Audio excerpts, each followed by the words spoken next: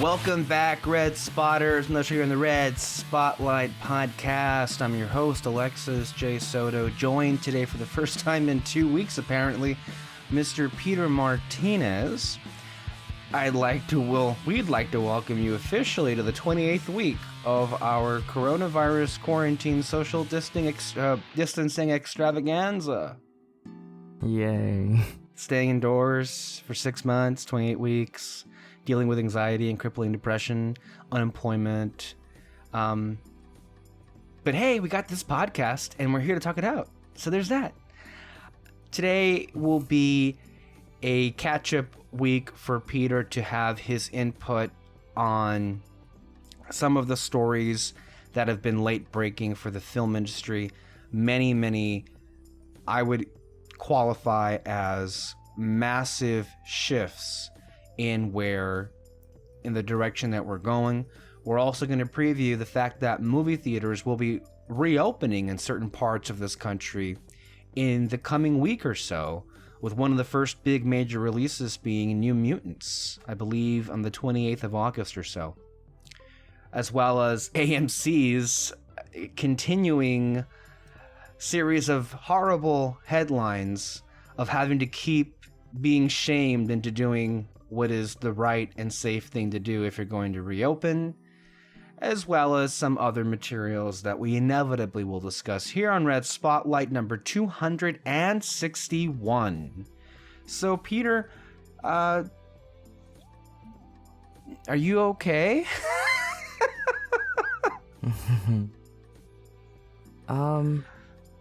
No, but I don't think anyone is right now. No. Not really. Not at all. No. I just wanted to make sure it wasn't just me. So let's go ahead and start things off with what we bought this week. This was a new segment that has been introduced to the show since your absence, and I did it largely because everyone on the team has, I would assume, an effort to really dampen our depression levels, have gone on a shopping spree online of, a variety of different things. And it seems as if you were the last domino to fall. And tell us what you recently acquired to your collection. My purchases were more practical, I personally feel. Restraint, I think, is a better word. Maybe. But I recently invested in a mini projector. I found this to be a worthwhile expense. It's really cool. It is really, really cool. It's very tiny yet very powerful.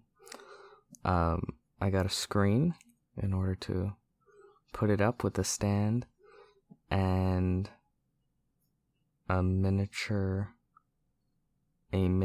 little speaker to get higher volume, as well as a power bank in order to have continuous power for both, the speaker, the projector, and then also if I want to use the Roku, can plug it into the power bank as well. It's pretty neat. It's really cool. I've tested it out. Only issue is I feel volume is still a little too low. But I think that's something I can fix pretty easily. But no, it's pretty cool. Where'd you find it? And again, I think it's online. Well, I know online. You don't want to give it away where exactly you found it. No, this is pretty surprising. I didn't expect you to actually buy anything. But based on the images that you share with the rest of us, it did seem to be pretty cool, pretty nice. And considering the fact that it may be a substantial amount of time the next time we walk into a movie house, having a projector for the crew might be a pretty good thing to to keep on hand, considering, well, if you and I expect, and I'm sure most of us expect, that the remainder of Disney's releases will be on Disney Plus for a premium price, like Soul and Black Widow, then every now and then we can have a socially distanced event outside instead of being in an indoor crowded space. Fun. Yeah. Have you found a place to find it on your yard? You know that there was an issue with the lights. That's another thing. I'm not on my yard. I don't know, because I would like it in the backyard. Mm-hmm. But the top of my house has a very, very bright light, and I think it's like solar powered. So it's off all day, and then the second it's dark, it pops on. There's not like a switch or anything for it. It's at the very top. It's like you'd need an extra tall ladder and you'd have to like unscrew it. Like, least ideal situation. And even then, the neighbors directly behind us have the brightest light, like backyard light I have ever. It's so bright, and it extends all the way into our yard as well. And it's the same thing. Like, once night hits, it's on, and it's on all night. So it's like, oh my god. It's just not an ideal situation for a projector. Yeah. I mean, there's the front yard, I guess, but I don't know. I feel like front yard's kind of weird. If I were to think about how your house looks like in my mind, I have a hard time imagining how that would even work. Yeah, it's weird. Also, it's the front yard, and then we're drawing a lot of attention to ourselves in that situation. So I'm curious, whose house did you have in mind? I don't know. If not yours, because that's an interesting situation. Because if we're trying to have like a situation set up for Mulan in particular, which would be the first big release of the year, it seems like, coming out in the first week of September, that would be interesting. There's plenty of space in my yard. I don't know, though, how... I mean, we can get rid of the lights, no problem. I just don't... Unless you... Well, we have your projector, then. Mm-hmm. You can... I guess you would... How big is the projector? 100-inch. 100-inch. Okay, that's pretty fucking great. Actually, that could work. Technically speaking, there's plenty of space to distance. We can turn off the... Yeah, we'll see. That may work. That may, in fact, work. But good. I'm glad you're able to find joy in something these days. Yeah, which is in short supply. Yeah. Yeah.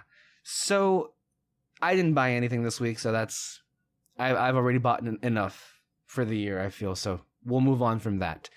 Let's talk about what we watched, what we saw on, on our wonderful streaming services or whatever have you. Peter, do you have some things you'd like to mention? I know I have seen things. It's impossible that I haven't. Nothing remarkable, evidently. God, I have seen things. Most recently, I guess you can say, I've been watching Brooklyn Nine-Nine. Oh, Andy Samberg's show. I've seen some clips. It's pretty fun. Yeah. I've needed positive programming, so. Mm-hmm. No, I mean, look, I'll give you a chance to think about some here, but that's kind of what, since last we spoke, that's kind of been the programming that I've been building for myself. So it started with Schitt's Creek.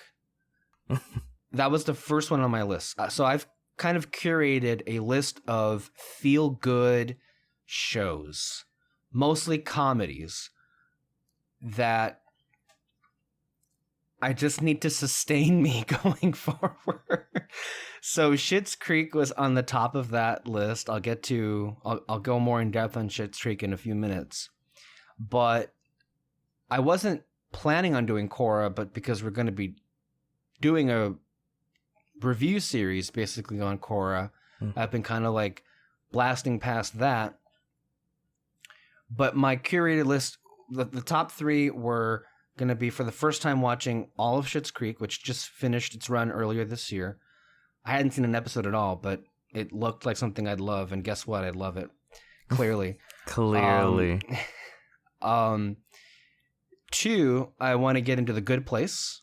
I remember I watched the pilot when it first aired so many years ago, but I never stuck with it. But everyone literally loves the show, so that's the next one. And I think the 4th season is going to be coming on Netflix this month. I believe that's what I read.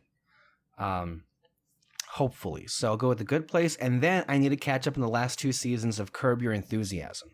So a lot of comedy-centric stuff that I've been kind of programming for myself anyway.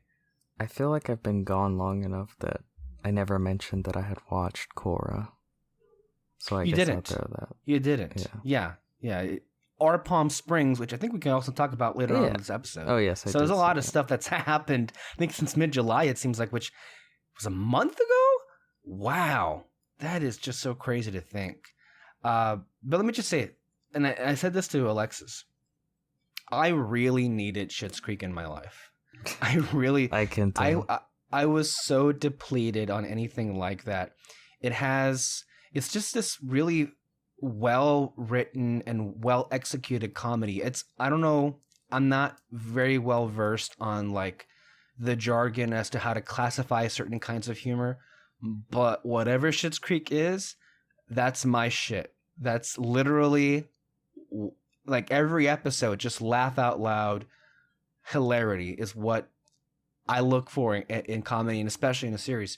But I also appreciated the fact that this series isn't just one of those comedies like Big Bang Theory or 2 and a Half Men, where the characters are just the same every week, and it doesn't really matter if you keep up with the series arcs or whatever. No, this is actually one of those really great ones where there's great character work developing, and the characters grow and change season to season, especially by the time we reach the end of the arc in season 6. It's about these family of 4 rich assholes, basically. The kind of rich people that are so rich, they have no sense of reality and are so beyond deluded. And they lose all their money in an instant. And it turns out that there was this town that, as a joke, the father had purchased for the son years and years and years ago. This really small town that makes Brawley look like New York. Let me just be clear about that. And they have to move. They lost everything, so that's all they had to go. That's all that they could.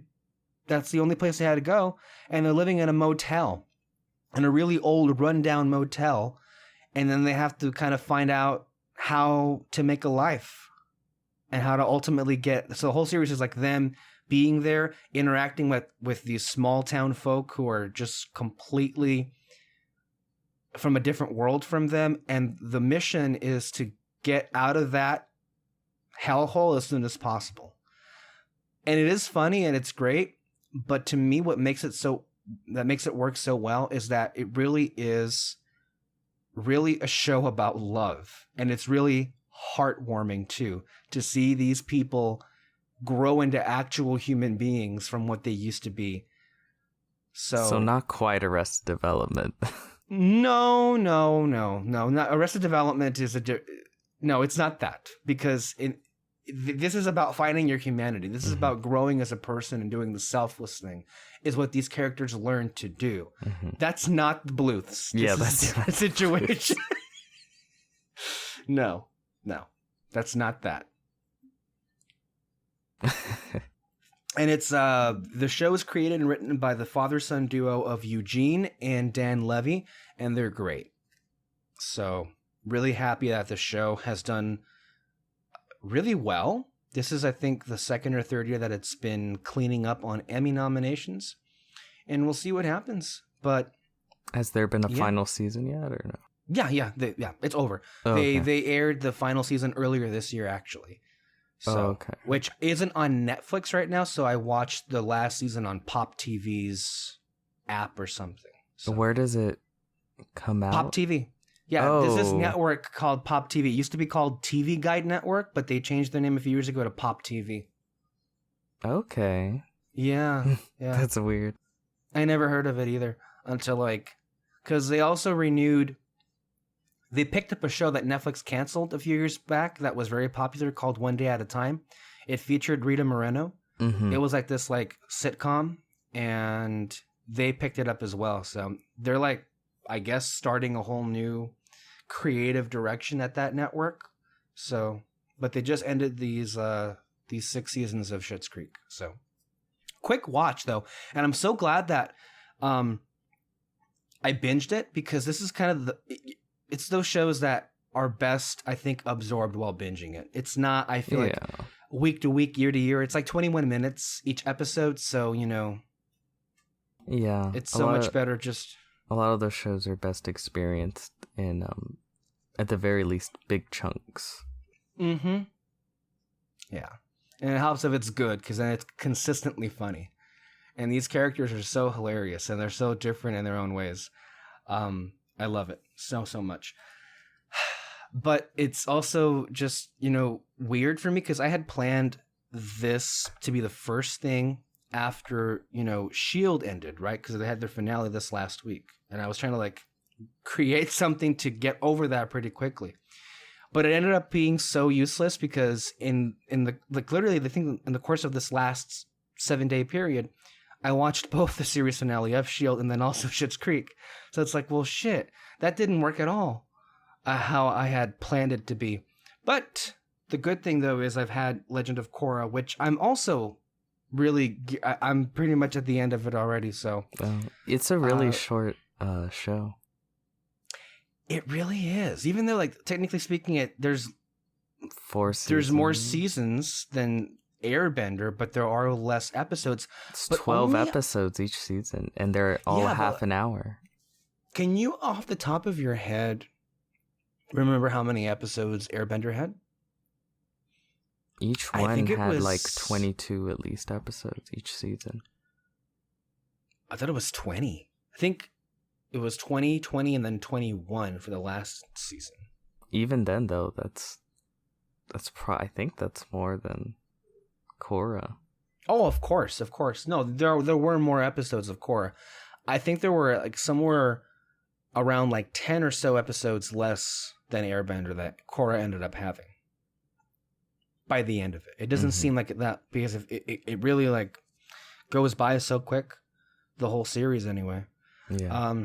So yeah, I've been watching Korra. I'm not done yet. I'm halfway through season 4.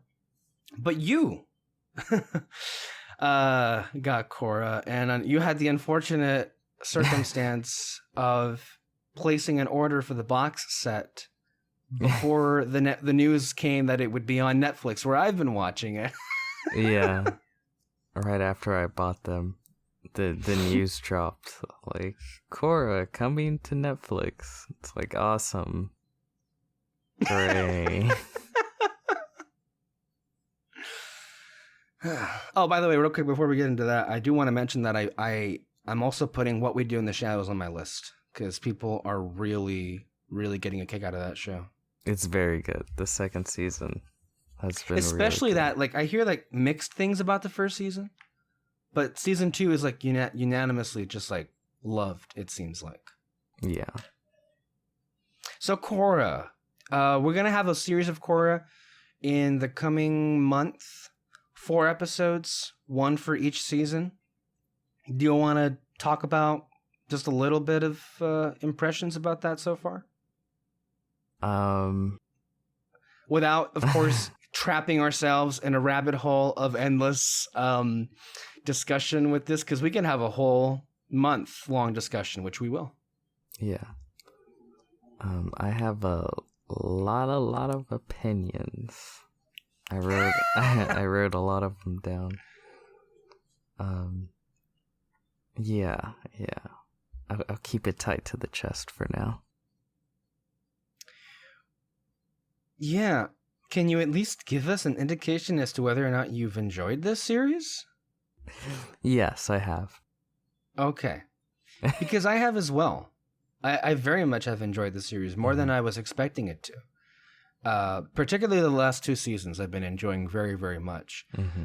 There's a particular season that we were warned about, And as far as the hype for that season, it didn't disappoint in terms of all of the hullabaloo, that's the word, right? Yeah. Surrounding that season.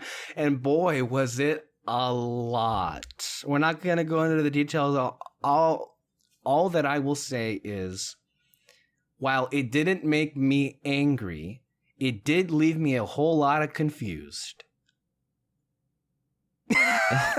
It did make me a bit angry. I know it made you angry because there were things in there that I just know that out of principle are things that you hate when genre shows do this. So it actually reminded me a little, because in season 2 they actually explore the lore of the Avatar, the Avatar universe, and I was just like, man, there's an episode here I was watching it and they're just like going deeper and deeper into that mythos, and I'm just thinking to myself, Peter must be hating every minute of this. And they're doing certain things that they do in Star Wars where they like taking the step, they take something that was first used as a makeshift out of nowhere thing, and then they kind of interweave that as, oh, that's an established thing that avatars do now. Mm-hmm. So there's a lot of things I caught in there that personally are whatever to me. Not that I necessarily am like one way or the other about it, but I know that you, out of principle, just completely loathe. Not to get it too into it, but what's funny is most people... I am holding the details, just to be clear about that. Seems most people, they have issues with that particular season, but they really love all that stuff, and they love the later half of that season. Mm-hmm. And for me, it's the complete opposite. I actually quite enjoyed the first half. And there was actually, I thought, they were doing some really interesting things with the first half. And then once it hits that point, it's like, okay, this is like a completely different thing now.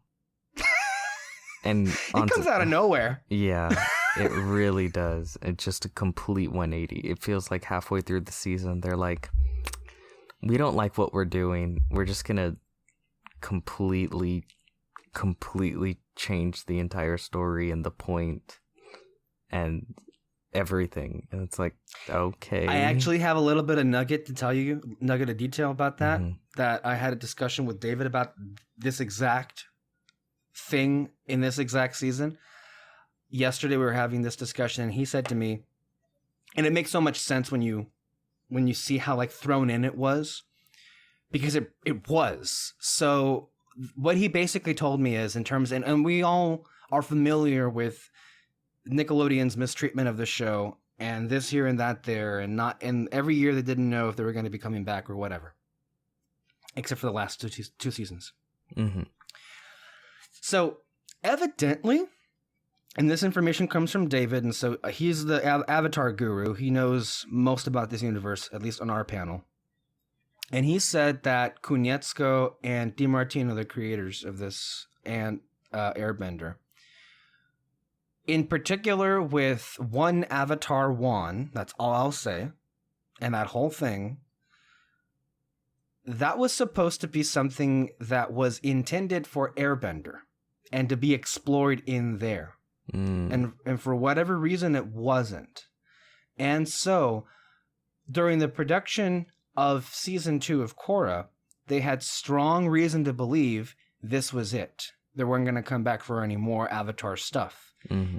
And so, in an effort to just do it finally and get it out of the way, they literally threw it in. And I think you can tell. Yeah. It's very thrown in. Well, when we get around to reviewing it, we'll definitely. But overall, I have to say that I am enjoying the series. Yeah. I mean, to me, I think season 2 and it was what it was, and considering what came after recovered, at least for me, I am overall really enjoying the series. And I really just love this world. In general, so it's very interesting. We don't want to get too much into this. I just want to get your thoughts real quick of the whole like situation that happened with DiMartino and Konietzko with Netflix. I had talked about this with Moreno last week. Oh yeah.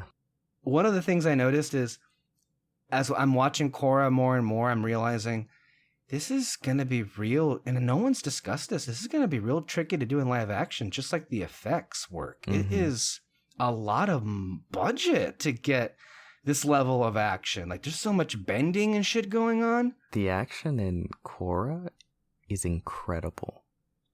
Like, they upped their game so much from Airbender. The Last Airbender. Like, they had more to work with, in fairness. They created a world in Korra that was in a direction where they kind of had to up the ante. But you're right. It is top notch. It's but like how that crazy. carries to live action, I don't see it. Not just in terms of like, maybe you can do it with choreography, but it's live action. You don't have the advantage of over exaggeration of fighting technique, and then you also don't have budget. Yeah. And again, this would be a lot easier if, like we said before, it wasn't The Last Airbender. So you it was wouldn't. a different story. Yeah. You wouldn't have to compare it directly. You could be like, okay, like, this is its own thing. Maybe the smaller scale story. But as far as what happened, like, man, those guys just can't catch a break. With the whole Netflix falling apart thing. Hello? Uh-huh. I'm here. I hear you. I heard every word. Okay. That's good. Because you stopped moving. I know it happens.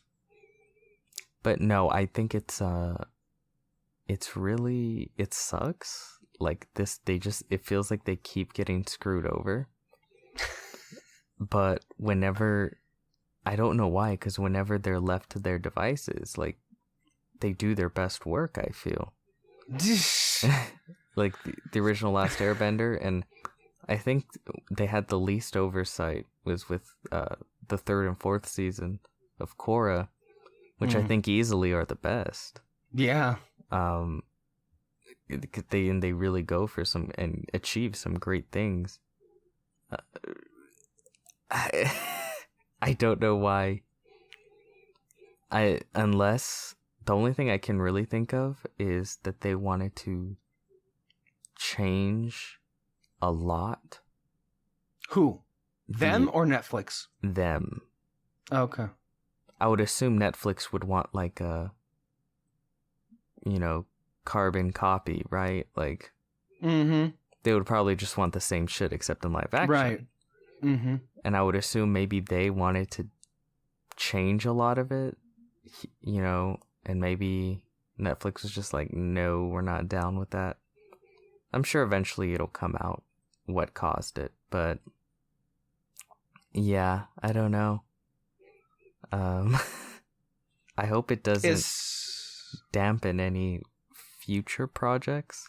Yeah, that's kind of what's surprising is that I understand, considering the stuff that's come to light from Konietzko and DiMartino themselves, it wasn't amicable at all. There were some very hard feelings on their part. They very much came across as they felt very much screwed over, and I'm surprised that Netflix let them go, considering the success that Airbender had and also Korra now.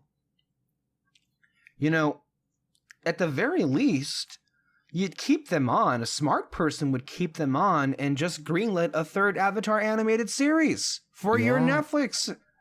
At the very least, go like, hey, this isn't working out, but we'll give you free. We want to control this live action. We'll give you free reign with the animated show. Like, how about that? Something, because this Avatar property, which you basically control now due to your deals with Nickelodeon, have shown to be quite popular. Because I think I heard a report or something where Netflix is like, oh, we're looking for our Marvel or Star Wars or what. Like, you have it. It's you have it in The Last Airbender and Avatar. So use it. Do it. Do what you gotta do. Give them the reins, even if it's for an animated show. Hell, an animated movie would work great. There's a lot to work with, especially when you have those two who know this like the back of their hand, this whole universe. I am worried though that this, because Netflix is not, it was just a very unusual thing to read, because Netflix is not known for the things that Konietzko and DiMartino accuse them of. They're known as this home for artists who can make whatever they want, provided Netflix puts up the bill, and they do. And this has to be one of the first major stories I can recall where there was a massive rift. And if Netflix did in fact just want a complete shot-for-shot remake, the Disney model from a business standpoint, that's not a dumb move to make. I mean, it works, it sells. That's exactly what people seem to want. Unfortunately, though, from a creative standpoint, and I'm pretty confident that DiMartino and Konietzko caught on to this, a complete rehash in live action will be inferior even in the best of circumstances, but it just can't translate, beat for beat. Yeah. And so if in fact they were trying to give it a different feel, and Netflix just wanted the same thing, well, it's going to end up being what it's going to end up being. And what we've said now it's going to end up being. We were very skeptical of this, even with the creators involved. But now, did Netflix even make a statement as to they were going to move forward with this? Yeah, I think they were confident. They said the final product will still be awesome or something like that. Yeah. You certainly are throwing a wrench into the fan base, that's for sure. Because the only other example, Avatar, that didn't consult those guys was the Shyamalan movie, and that was an unmitigated disaster for the ages. Yeah. It killed the franchise for a decade. Here we are, a decade later. And it's been given a second life, and Alexis and I agreed, is like, I think the biggest concern is that the live action show just buries it for another 10 years. Yeah. I hope not. Unfortunately. I hope not too, yeah. So yeah. Anything else you've been seeing that has come to mind?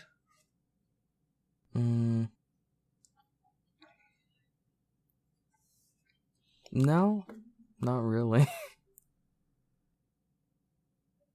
No. Oh well. Let's go ahead and get into the bulk of the show, and we're going to catch Peter up on some major stories, as well as you who did not listen to the show last week, but there's some seismic activity when it comes to the film industry. And the main thing that Alexis and I agreed on was, in terms of the situation that certain, industries like the exhibitors are placed in, it feels as if we've skipped 10 years. Like the 10 years we had left with things like comic books and physical media and movie theaters may have just gone up in flames in an instant, considering how rapid things are changing this year. Like, we thought this year, going into it, would just be kind of a boring year, and I really wasn't interested, much less excited for any of the big movies that were coming out this year. But unfortunately, it ended up being a year filled with such massive volatility in where we're going. And before we get into all of that, I do want to start off with this story today from Slash Film in terms of a warning that I believe everyone should be aware of, considering the fact that movie theaters, big theater chains like AMC, in select areas of the country are slated to be reopened by the end of the month. The first major release is supposed to be New Mutants. And I have here a headline. I want to read this story to you by Slash Film about doctors. And they say that you should probably skip returning to movie theaters anytime soon. I want to create a visual in your minds. And my hope is whoever, if anyone even listens to this, would be so grossed out. Look, unlike other people in this sphere who are going to be like, it doesn't matter if it's right or wrong, I'm going to tell you, it's in your best interest to stay the fuck away from theaters. Because it's too much. The price is too high to pay to leave it up to chance. And my hope is I can disgust you enough to not want to go. So here is what I have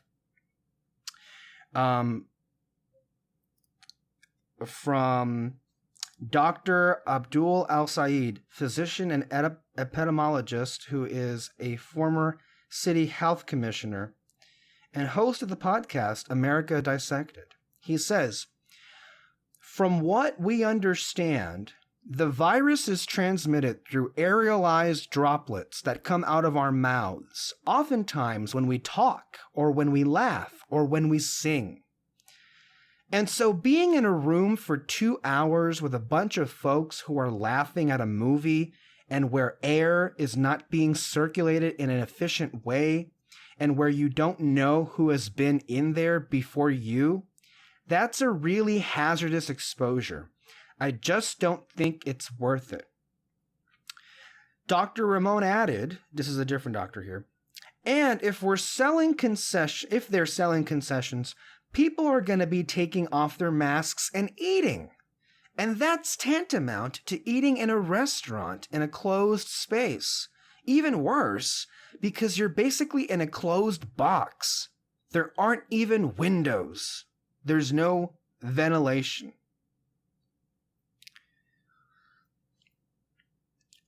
This is why, if people keep asking this question as if like we don't live in a civilized society where it's readily obvious why it isn't safe, this is why they aren't safe. And furthermore, on top of that, I want to borrow some words from our beloved Grace Randolph. A personality that Peter and I are frequently mentioned because she's hilarious. But in this instance, I feel that this is the most right she's ever been. And that is when she mentioned that, this lovely little thing that when you have a soda or a drink in a movie theater, and when something is wet, it attracts germs and they stick to the straw, and then you put that back in your mouth. I mean, so many things can go wrong. She also described that using a public restroom is perhaps the most hazardous thing.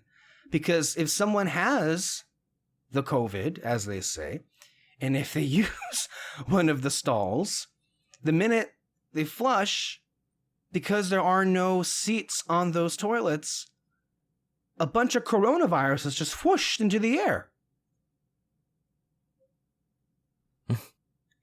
This is so incredibly disgusting. And all of these situations, all of these realities can, and very easily, give you coronavirus. It's very easy to catch coronavirus. So all of these things, even in the best of circumstances, even if they are doing the bare minimum to keep you safe, which I highly doubt that they are, is what we've been saying for weeks and months, and I feel years at this point. We will not go to a movie theater because the reality is it is one of the worst spaces you can put yourself in. You're putting your life at risk, literally, and those around you, to go watch a movie. We cover movies. And I think we love movies. It's not worth it. Mm-hmm.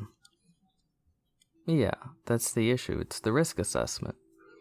So it's like, okay, why do people still go grocery shopping? Because you need food to eat, risk assessment. You're as careful as you can be, but you need to go. Same reason why a lot of people still work. They still need to make money to make basic needs. It's the same reason why, for a lot of things, that you might go to a doctor's office, whatever. But for a movie, for as high as the risk is, the reward is watching New Mutants in a movie theater. Like it's just not worth it. When you break down the risk assessment, it's not. New Mutants should not be the reason why you get COVID and you spread it to anyone else.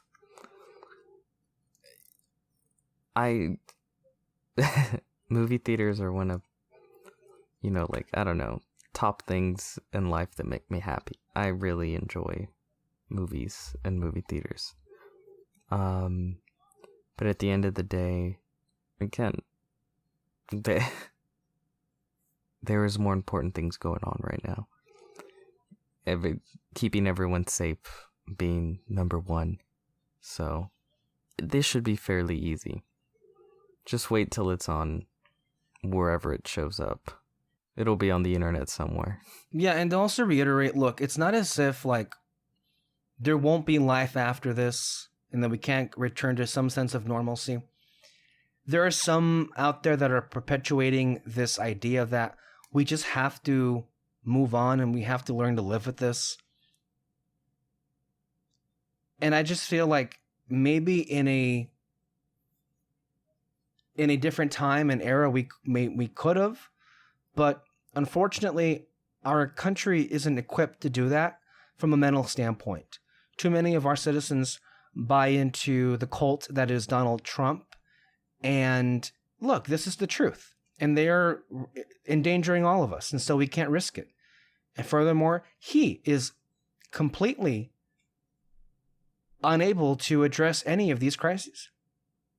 He can't, no, and he won't, not, and he's actively making it worse. And so we can't get to a place where we can start to move on until we get a new president. That's why this is happening, and that's why you have to, like, put please the vote. life you have on pause. Yes, please vote, obviously, but the country that we want to have back won't come back unless we have a change in administration. We live in a failed state that can't even produce any kind of financial assistance. The kind that we had wasn't even good, and that couldn't even get renewed. The unemployment or stimulus, that's done. Yeah. We live in a failed state in America. So that's why all of this is, like, crumbling down. So we can't, in our little movie sphere, we can't pretend as if, like, the things that matter outside of our world don't affect us, because they do, and they guide us. I also want to add in here AMC theaters.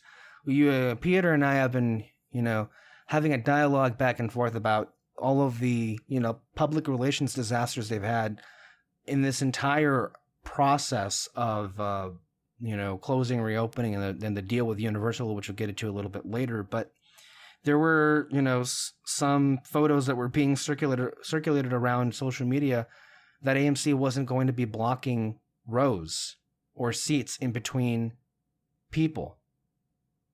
And then it ends up later that, I think a day later, in fact, there was a whole thing in Variety that was like, oh, no, they actually are.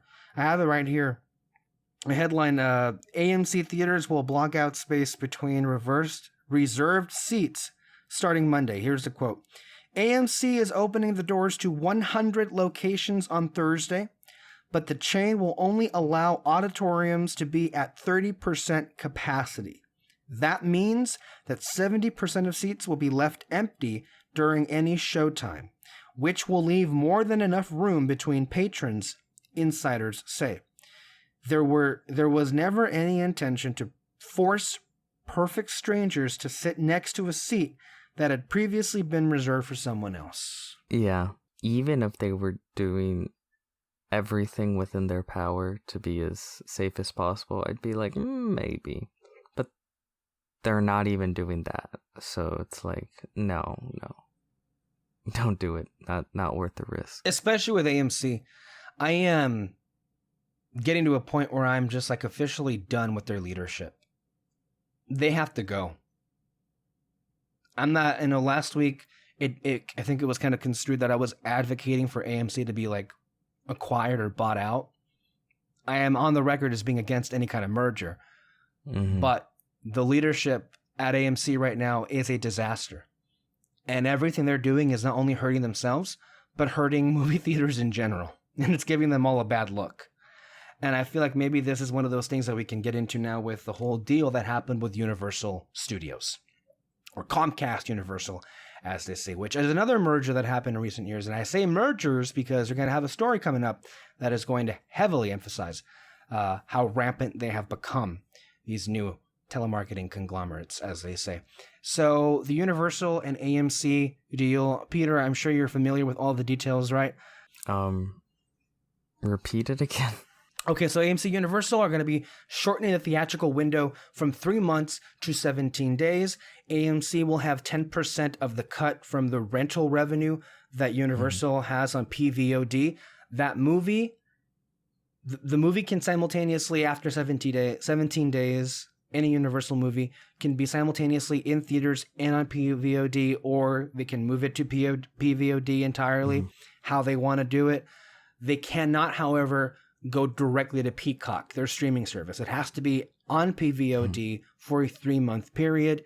And everyone else in the industry has criticized and attacked this deal as being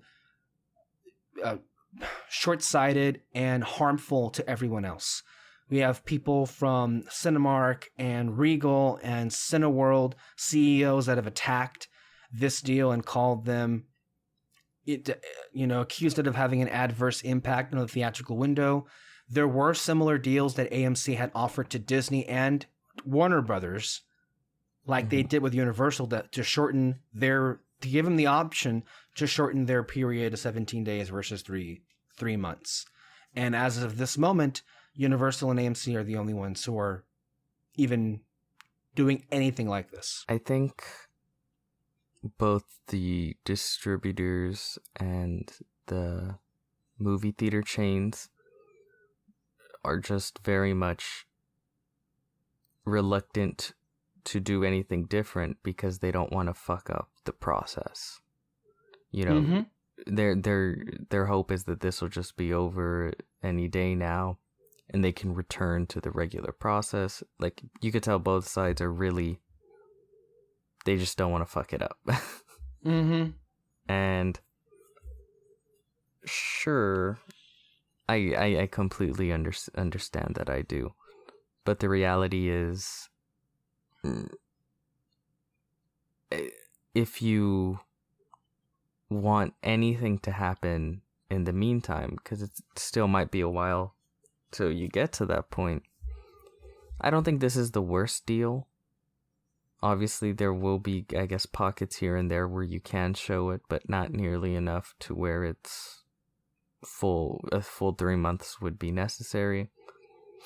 So you get some theater revenue, and then you hit it straight to VOD, and then the theater chains get a cut of that VOD money.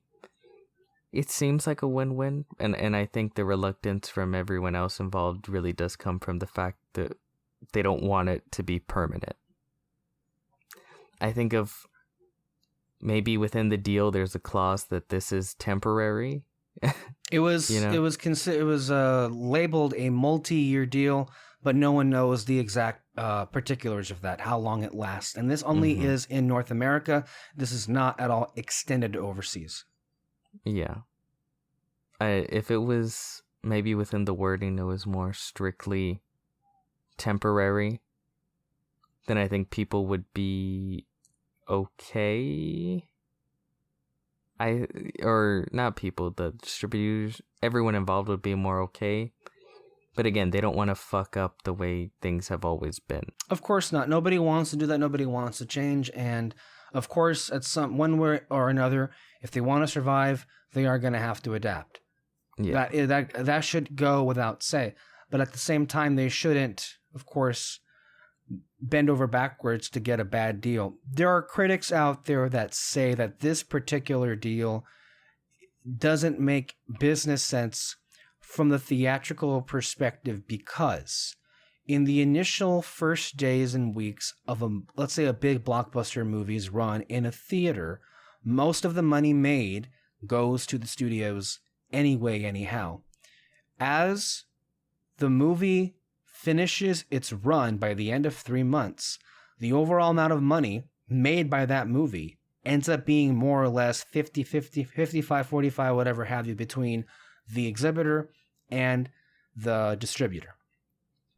And so, excuse me, with that window now being shortened,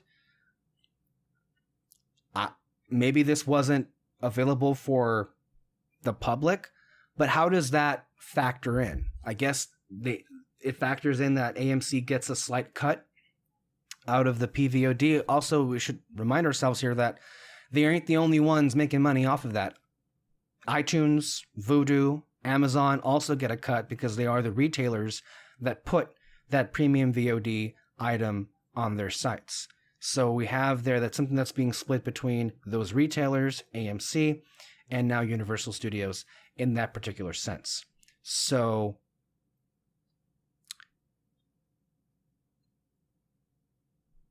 it isn't the worst case disaster, I'd say, because most movies, big movies like that, make most of their dough, as Kyle would say, in the first 17 days. That is true. And the movie theater can survive in that sense, perhaps.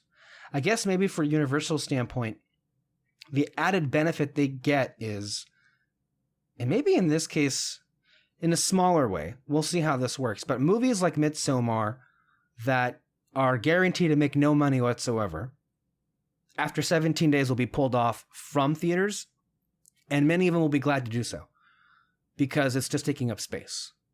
So maybe that could be one positive. Unfortunately, that's just the reality of our box office, but that could be one positive here. But generally speaking, this appears, some people I think see this as like a fair deal. I don't know if there would ever have been a position to have been a fair deal, but considering how Comcast Universal has been acting this year with this pandemic, I just find, in general, I find Comcast to be a fairly nefarious organization. I do. Just look at what they did at MSNBC. They can go fuck themselves for that. But they seem to be gleefully wanting to pull the Band-Aid off immediately and try to phase out movie theaters. And they may have initiated something in which we're going to be heading in that direction in a faster pace than we would have otherwise.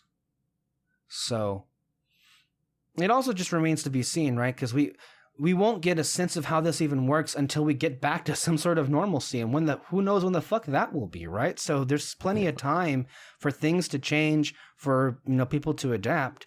But as we say this, Disney may have done something that may be far more consequential than this was, which was to basically, at least for the meantime, we know it's happening for Mulan. They've said we have a good idea that it will happen for Soul and Black Widow because they're the next to go, I feel, in this year that is 2020, but that they'll be driving more subscribers to their streaming service by premiering their big blockbuster movie there with a $30 premium charge on top of your subscription $10 thing for Disney Plus.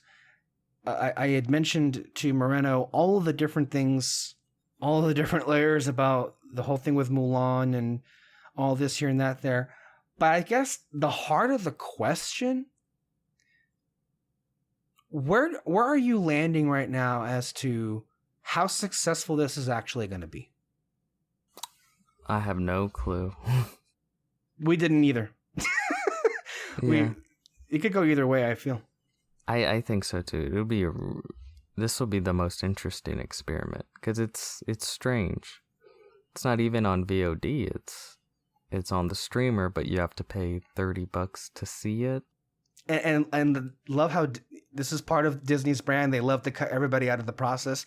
Not only do they cut out exhibitors, but they also cut out the VOD retailers, iTunes, Amazon, and Vudu, Fandango, whatever have you. And they get all the money for themselves. Mm-hmm.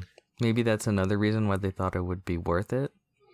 And they also want to get more subscribers for Disney Plus as well. Yeah. Obviously. This will be a fun one to see what exactly happens and how it shakes out. Because if it does end up being good for them, then you might see that might not be the last time they do this going forward. Yeah. So You see, like, the ultimate question is whether or not it'll be successful. And we were running out a different scenario after different scenario as to what would happen. And it seemed as if a lot of people were angry about this, but whatever. We laid out how many subscribers it would take and how much money it would end up, amounting to for the movie. But I guess here's the thing that makes it a little bit trickier. It won't be a complete accurate case because there will be markets around the world that are going to have the movie playing in theaters. Places that are doing far better that will have reopened, movie houses are going to be playing Mulan. So it's a very two-pronged approach. This may be one of the most unique releases we've ever seen. We are going to have theatrical releases across the globe in places that don't have Disney Plus and are open for business, except for the UK, which got screwed over. And of course, if they're not open, and if you do have Disney Plus, you have to pay the $30 to see it there. So there is a little bit of a cushion that it can make some money off the markets that are open, but again, turnout is going to be, I would gauge to be rather depressed considering the circumstances. Even in the best of situations, it wouldn't be that high, depending on where you live and what country you are in, of course. But I think the ultimate question that I keep coming back to is this, Peter. The minute that it's on Disney Plus, it's going to be pirated. I feel like crazy. If you're a person who's pissed off about this charge, wouldn't you just go and get it for free wherever you can instead of paying that money? It seems like a no-brainer to me. I'm not advocating for this, by the way. I'm just saying that this is a reality that people are going to do. And if you don't want to pirate it and you don't want to pay for it, you can just wait however many months until it's just free with your Disney Plus subscription on Disney Plus. That's one of the large factors that makes me go, will it make money though? Or will everyone just pirate it? There's a reason why we haven't had, big releases like this online before. And I imagine this is one of those big reasons. Yeah. Because pirating is probably easier now than ever. So, yeah. I'm willing to just wait for the numbers and see what happens. But that's it, right? Are we even going to get any numbers? I feel like Disney isn't the kind of organization that releases that kind of data. I feel that when we will know whether or not it was ultimately good or bad for them is if and when they decide that Black Widow and Soul are next to go, or if they hold back and don't do it again. That's what we'll know whether or not it was a success for them or not. But even the odds, they still have some good chance of recouping some money. They don't have to split it with anybody, except for the theaters that it will be released in. But I have a hard time seeing how successful or not this will be. It will be a genuine surprise, and we will be having a lot of Mulan coverage. Our wonderful sister channel, sister podcast, Fantasy Fair, has planned a Mulan long celebration. We have an audio commentary coming up on the original animated movie, as well as a Once Upon a Retrospect. And, of course, a review for the live-action Mulan film. So it is going to play out very interestingly, I feel. So, Peter, how do you feel about the other, elephant in the room? And that is the Paramount consent decrees. It was recently struck down a few weeks ago by U.S. Court District, Federal District, whatever the thing is, Judge Annalisa Torres. She was an appointee by Barack Obama, and she sided with Donald Trump's and William Barr's Department of Justice, their conservative Republican Department of Justice. And yes, it is very relevant to say that because it matters why they were the ones that created the lawsuit to strike down, this agreement for whatever fucking reason. And this judge agreed, and her reasoning was very much that the internet exists. Technology is different. and that she strongly believes in the existence of strong antitrust laws that will prevent hostile takeovers from happening. And I said this was a intellectually insulting argument to say, because that flies in the face of the fact that we now have Warner Media, which is a new company that came out a few years ago when AT&T and Time Warner merged together, when you have Comcast acquiring Universal Studios, and of course when you have Disney throwing down $75 billion to acquire 20th Century Fox. I feel like if we had strong antitrust laws, none of those things would have happened. Yeah. It feels like whenever they throw out these kind of laws, they always go like, they're not necessary anymore. It'll be fine without it. And it's always bullshit just to deregulate something. I obviously don't agree with this. I think this is something we've talked about before, that this was going to happen, and then you're probably going to see the big theaters chains start being bought up. Because that's legal now. Now they can do that. Now you can go, if you're Disney and if you want to buy AMC, not that you would, or that you have the money anymore considering what you've purchased recently, but if you wanted to, now you can. Yeah. And it would obviously hurt the heck out of small mom and pop movie theater chains here and there. They're gone. They're dead. They're dead in the water at this point. They already were, but this I think is just like the last nail in the coffin. Yeah. No, this is bad. I hate it. People don't want to include the politics, but the politics of this matters. Why I mentioned Trump and William Barr and conservative republicanism, because that's what they do. They don't believe in any kind of regulation whatsoever. And the only reason that they sued was because, here's a regulation we can cut. Let's just do it. Because that's what we do. And they did. And it reminds me so much of when Chief Justice John Roberts struck down pre-clearance, a segment of the Voting Rights Act. And his reasoning was, so long has this law was written such a long time ago. Southern states have changed. They don't need to be as regulated anymore because they're not as racist. They've grown up, and states' rights and bullshit like that. And so they struck down, and immediately Texas created a brand new extreme voter ID law, which is a form of voter suppression for the Republican Party. And so you can tie this back in all the way that conservatism has always been a disaster for the film industry. Look at Ronald Reagan. Ronald Reagan was he was the first act in breaking down all of these antitrust laws. And as a result, we had so many companies in the 80s that basically ended up coming down to like 4 or 5 in terms of how everything was acquired and merged into. Mm-hmm. So it's just another one of those things where there's really it's just all bad. It really is. Some people were throwing out suggestions that, we're in a time right now where, the studios are not in a position to buy theaters anyway, so they wouldn't want to do that. Also, some people were trying to make positives out of this by saying that Netflix can now officially purchase movie theaters if they so choose. Which I imagine they may be seriously looking at, because they do want to... they're not keen on doing theatrical releases because they don't get a lot of the money, and most of their money is made obviously from subscriptions that would be exclusively on their streaming service. But they are very much aggressively getting into the awards game, and a Netflix theater may be a wonderful workaround around that. So, you have nothing else to say about this? No, just not good. No, none of it is good.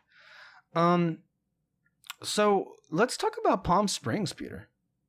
We had a review a few weeks back with David, and we both really, really liked this movie. And of course, the very relatable nature of this film in terms of like how our lives have become, I feel was a big factor in terms of how much we liked it. Tell us about Palm Springs. Palm Springs. When carefree Niles and reluctant maid of honor Sarah have a chance encounter at a Palm Springs wedding, things get complicated as they are unable to escape the venue, themselves, or each other.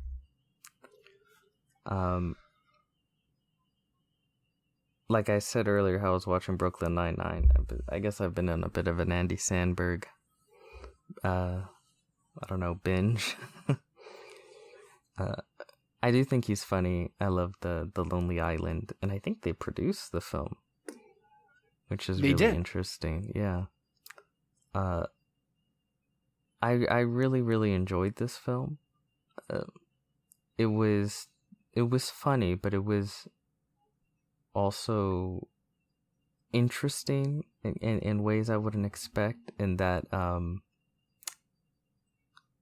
the way that Palm Springs sort of becomes a character in its own, this place, the way the main characters actually do have pretty good chemistry, and are really enjoyable, and the way gets a little bit darker at times with sort of the psychological toll of what's happening to them. Yeah, by the end of it, I found myself going like, oh wow, I really enjoyed that. I thought that was really well done. As far as time loop films go. I assume you and David enjoyed it as well. Oh, immensely. It just felt like the kind of breath of fresh air we needed. I think a lot of the stuff that is there works because it is very well done, very well written, and very well executed. The performances, of course. But in some ways, I feel like this is one of those rare circumstances where a lot of the material is just elevated by the reality that has become our lives. And that this is exactly what we feel like now, where we're living every single day, and it feels like the exact same thing. Yeah, in a way. You, psychologically, it's very easy to connect with, the main character, so to speak. Through a lot of what he's going through, and sort of the emotional issues caused by being in a time loop. A lot of the fun stuff, a lot of the sad stuff, a lot of the moving in place stuff. So yeah, it's kind of the perfect quarantine movie, in that a lot of it is about they're outside and they're doing shit, but it's also being stuck in one place and sort of exploring the emotional ramifications of that. But it's slightly dark, but it's also very funny and very sweet in a lot of ways. So yeah, it's kind of is like the perfect quarantine movie.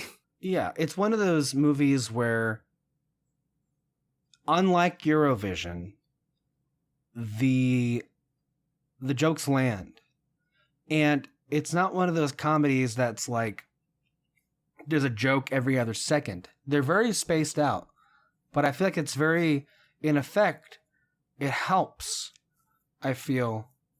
But a lot of the comedy isn't so much like, I guess, just joke telling. It's a lot of just the happenstance of being in these kind of situations and the shenanigans that occur because of living in a time loop.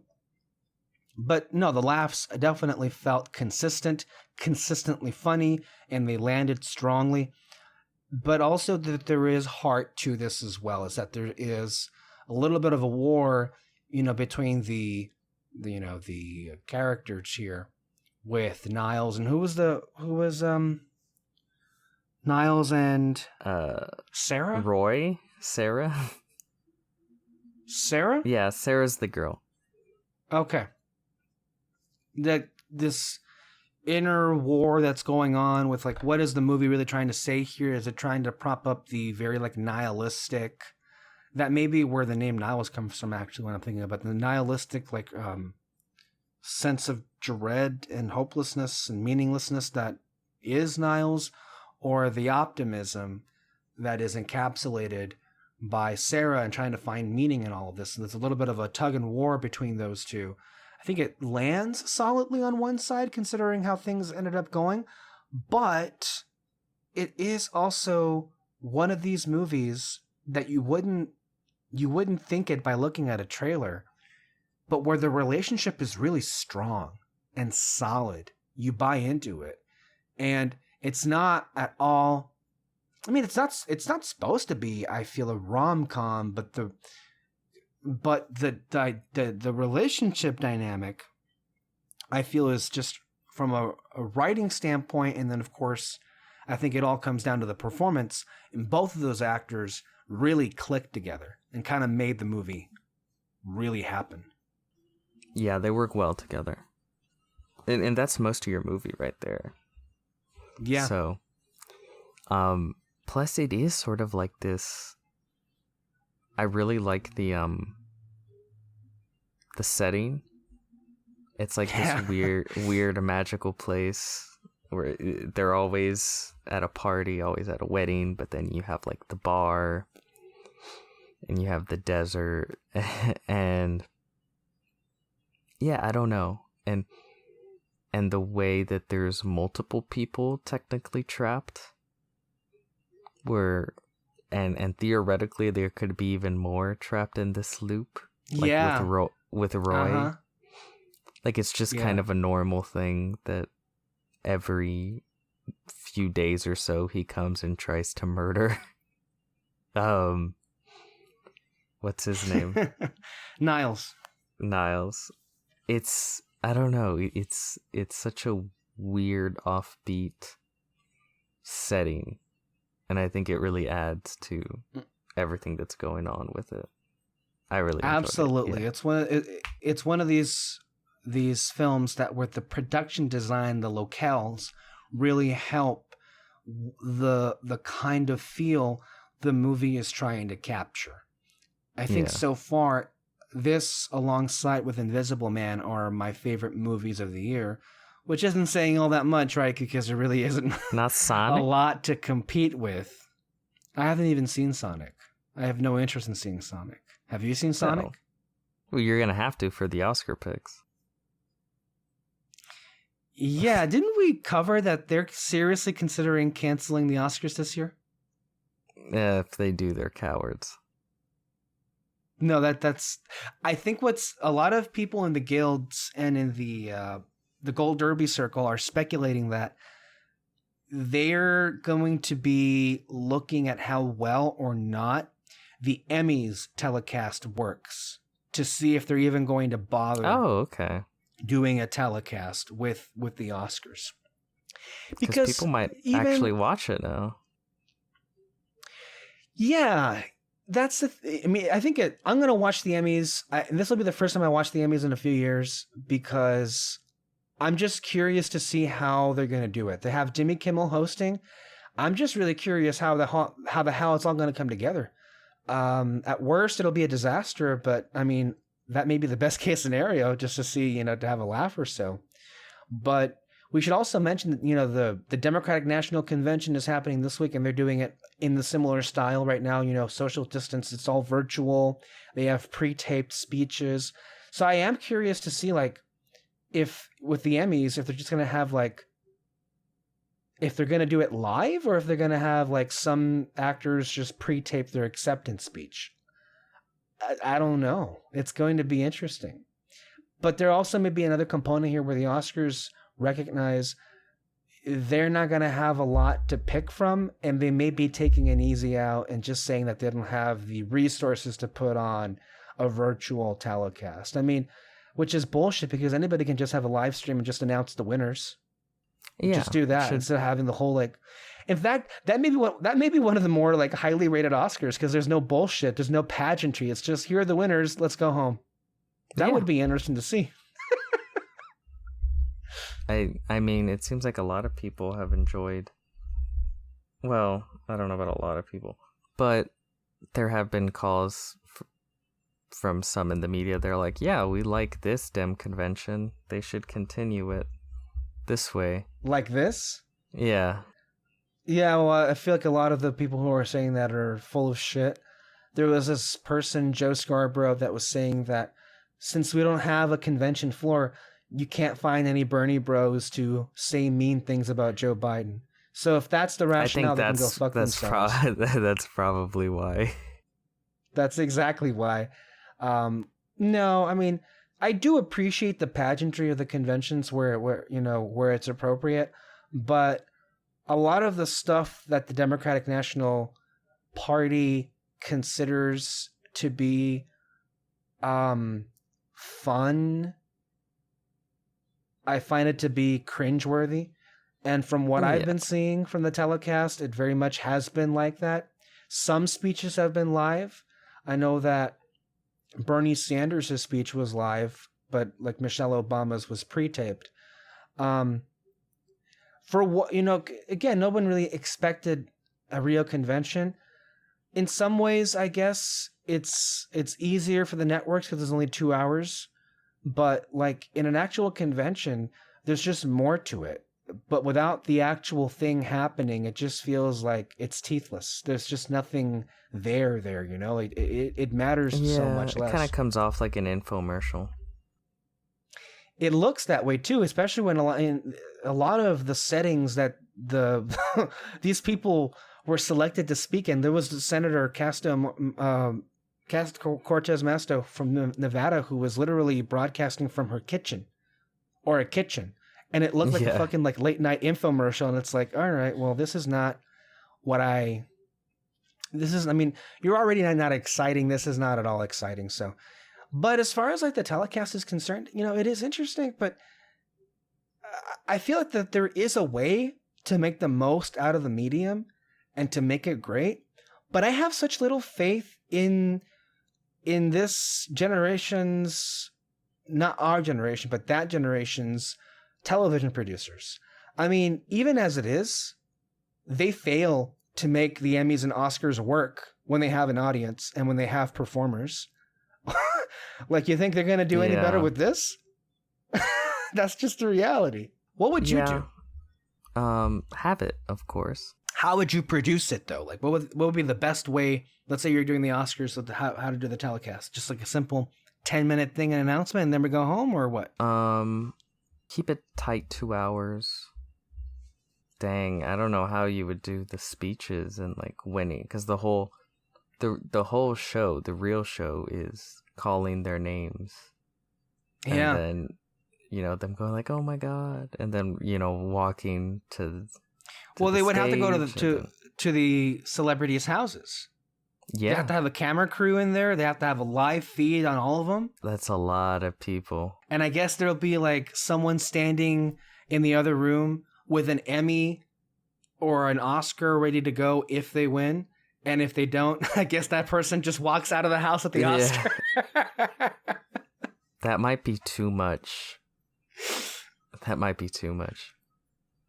I think what you would have is that you would have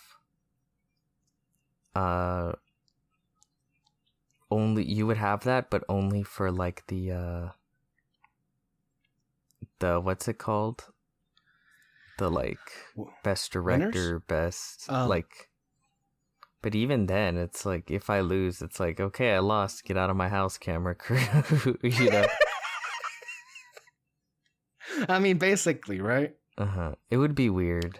Yeah, I don't know how you would do it actually. I would have to give it more thought because it's like, how are they gonna have a fucking inauguration?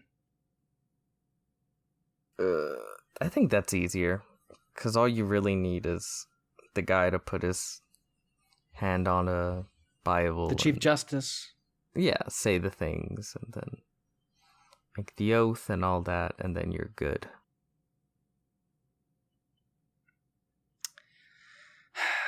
What times we're living in. Yeah. This is so strange here.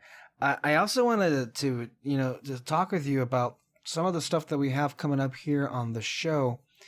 I've already mentioned that Quora is happening, and Fantasy Fair is doing a Mulan month for September. I'm not sure if it's been previously announced, but for October, as far as Halloween is concerned, we'll be celebrating it in our own way. We'll be doing audio commentaries for The Shining and Doctor Sleep. And Peter, I don't know if we had been able to openly discuss this yet, but I think I've landed on Guillermo del Toro and wanting to do November, dedicate the month to him, and diving into the filmography for in a similar vein to how we did the Scorsese files last year. I think that's an excellent choice. And that should in some ways sustain us at least through early December, where if Mulan is successful, we may get Soul and Black Widow as well. Yeah. So we may have a really unique circumstance where some movies may end up finding some release dates, but again, it all depends. I guess Tenet is coming out in theaters that are open. I have no plans on watching it. Me neither. So I don't know. I mean, mostly because no place around us will be showing it. I've lost interest in it because I've just really been turned off by Christopher Nolan. So we'll review it when we get a chance to see it. And even then, when it the hits excitement Disney Plus. When it hits Disney Plus, yeah. And even then, it may have, whatever excitement may have tapered drastically since that point. I do want to say, though, just to give you a chance to comment on this story, because we were just talking about the Emmys, though. So they nominated The Mandalorian for 15 awards, which includes Giancarlo Esposito being nominated for Best Cameo Appearance for fucking Moff Gideon, and also including a Best Drama Series.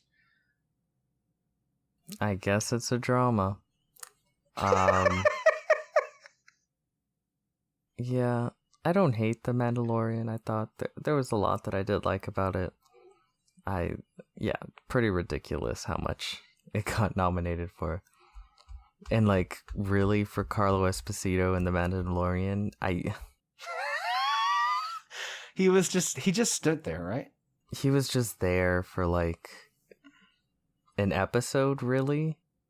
Not even, though. I felt like he was barely in it. I'd say for an episode. One monologue is what he had, right? I wouldn't even consider it a monologue. He had some lines of dialogue. I don't know. It's weird that they would. Yeah, I don't know. To be fair, there's been other shit that's been nominated. I'm just they're doing it just to do it. Interesting that it's The Mandalorian, though. It doesn't seem like it's their cup of tea. Yeah. I guess it's just one of those things because it was popular, I feel. And they just want to not be left behind, not be left off the bandwagon. It is a very popular show, let's be real. It's groundbreaking for the craft work. And so Alexis and I agreed that when it comes to the craft work, like the effects and the sound, those nominations are well deserved, of course, but nothing else felt necessary. Speaking of The Mandalorian, there's supposedly a trailer coming in the next few weeks. Do you care about the upcoming season? I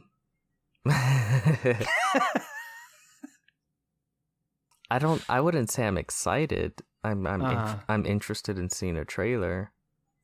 But, I know what it's going to be. Even with any twists and turns, I know who's making it. After having seen the first season, you get a good idea of what it is. So it's okay. It's Jon Favreau, Dave Filoni, Star Wars stuff. And I know what kind of stuff that is. I can enjoy it, but I rarely love it. So, yeah. That's actually a good description of it. I can enjoy it, but I rarely love it. Yeah.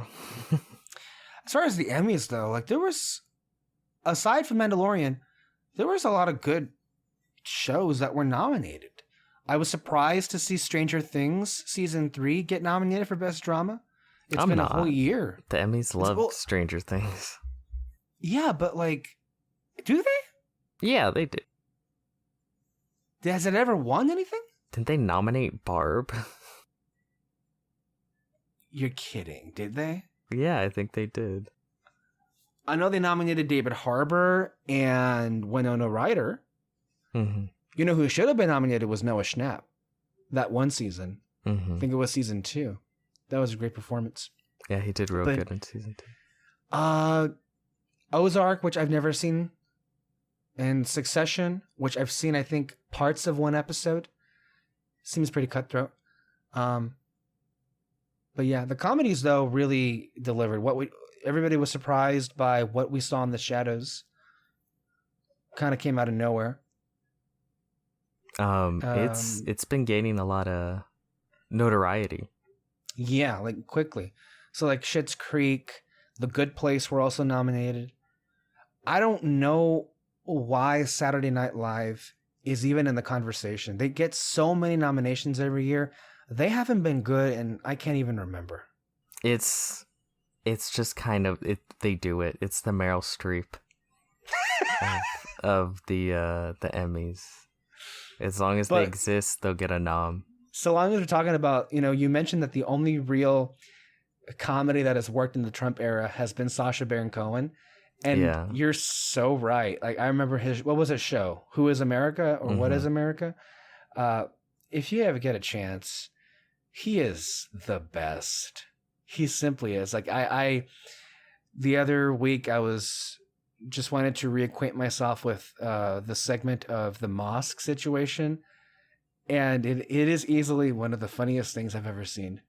It's that, oh my god, if you ever need a pick me up, that mosque section of the episode is just hilarious. It's so good. Paid for by the Saudi government and the Clinton Foundation. The Clinton Foundation. The one that was also funny to me was when he was trying to get Bernie. He had an interview with Bernie Sanders. And Bernie was just like, he looked so confused. I think I think it caught on at some point, but he just looked so confused about what was going on there. I think it ended with him just going like, listen, I don't know what you're talking about.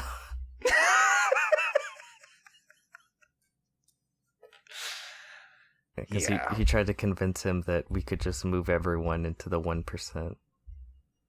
And then there wouldn't be a 99%.